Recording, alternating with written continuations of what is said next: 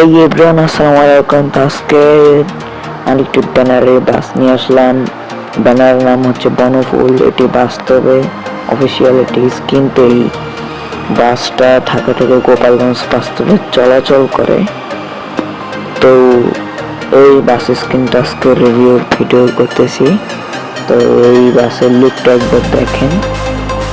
আমি যে ওবিভিটা ইউজ করি এটার কারণে আরো বেশি ভালো লাগতেছে। সো আপনারা দেখেন একবার লুকটা কতটা সুন্দর। সামনেও দেখাবো সামনে কিরকম।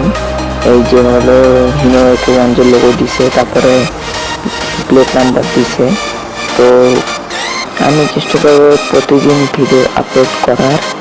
ভিডিও এই পর্যন্তই, দেখা হবে নেক্সট ভিডিওতে।